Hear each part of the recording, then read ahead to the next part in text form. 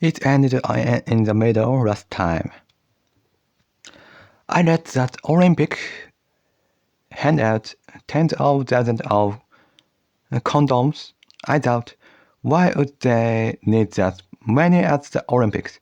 I checked an article and I knew it was common.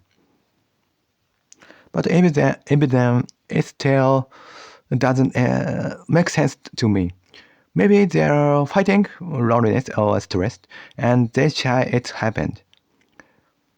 And that's why it happened. I don't really get it. Even after the games, I mean, what are they doing with someone who doesn't even speak their language? And why at the Olympic bunnies? I really don't understand. Now something a bit philosophical. After I quit religion, I became more nihilistic. And after I stopped holding on the strange illusion, I think I became free. Before that, I was desperately trying to convince myself that God exists. Once that pressure disappeared, I guess I became free in a way. Not good or bad, just free. I also realized there's no real hope or meaning in life. God, morality, purpose, they're all just illusions that people can get lost in.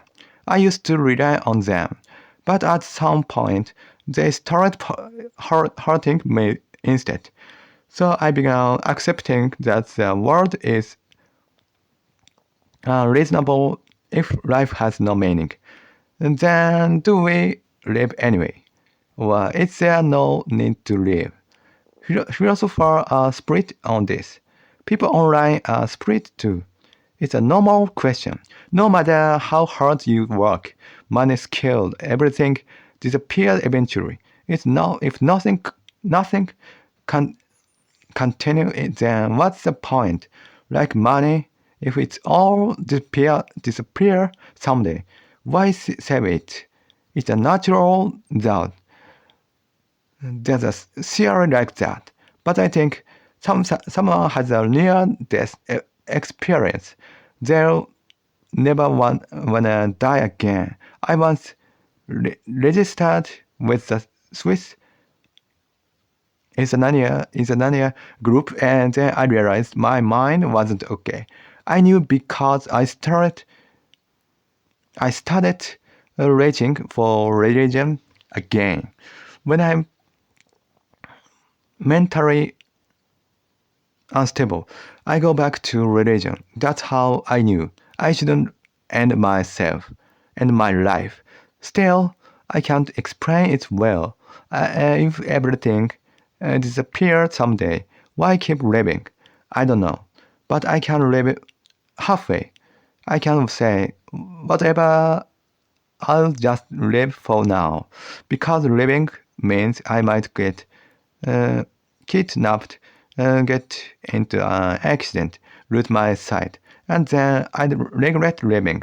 So living requires real commitment. That's not the only reason, but it's part of it. At some point, I decided I should live. If both choice, living or dying, living or dying, lead to the same end. Why make a huge change? So I keep living as a continuation of what's been doing. That feels like the most reasonable answer. Maybe it's biological instinct. Maybe it's just fear of death. But if it were only fear, that would feel pathetic. So it's not just that. Living my life fully became my rule. I haven't thought about ending my life for years now. It's strange when I think about it. Next topic. Buddha and Nietzsche have different idea, or maybe Nietzsche is closer to Buddha. Both say life has no meaning, and the self doesn't exist. Self doesn't exist. More precisely, there's no solid, permanent self. Everything is always changing. That's what no self and impermanence mean. So not only is there no meaning, there's no you to begin with, but Buddhists today can say life has no meaning.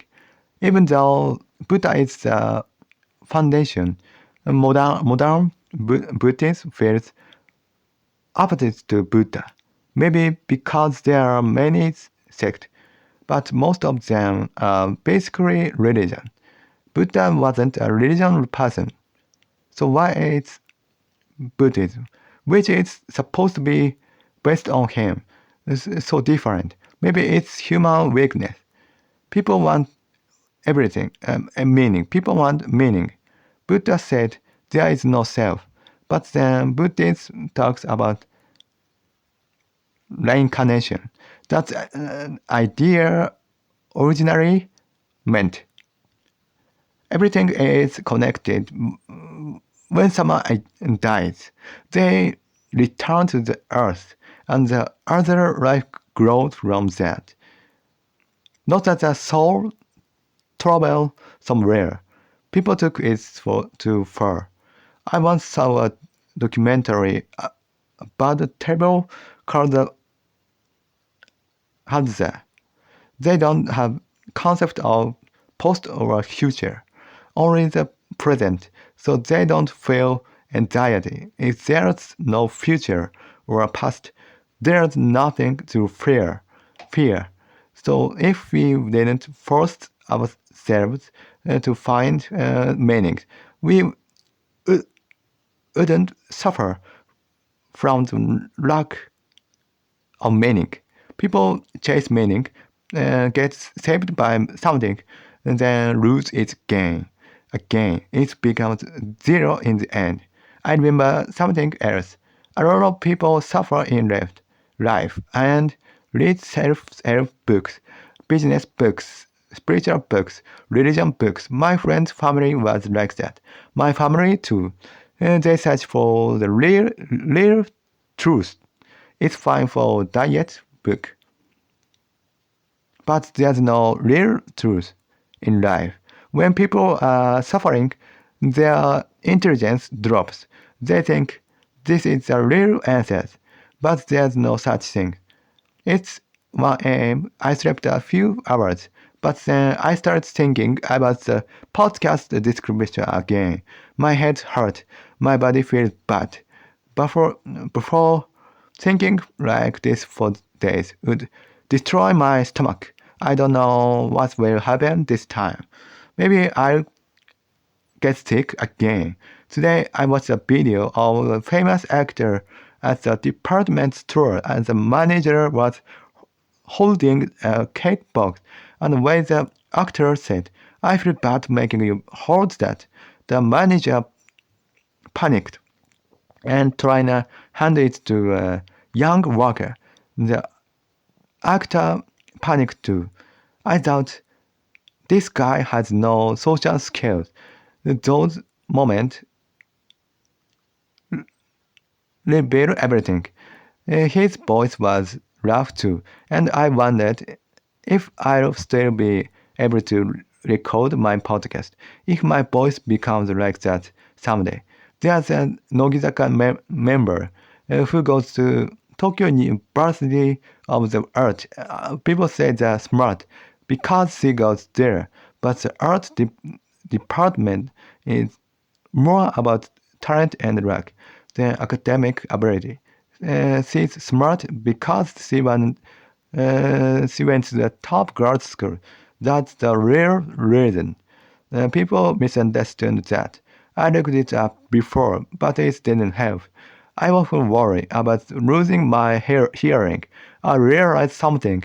Even though I say no illusion, I still had illusions, like thinking if I lose my hearing, my English study will meaningless. But if there's no afterlife, then nothing has meaning anyway. I remembered that nothing matters in the end. I accept that. Still live. Also, when the heart spot, nothing ends, because nothing start. There's a play called Waiting for Godot. Two homeless men wait for someone named Godot. Godot. A boy appeared and said, Godot can't come today. The second act is the same. Some say Godot is God. Some say Godot is death. Life is just killing time until death arrived. Waiting for Godot gives them hope and disappear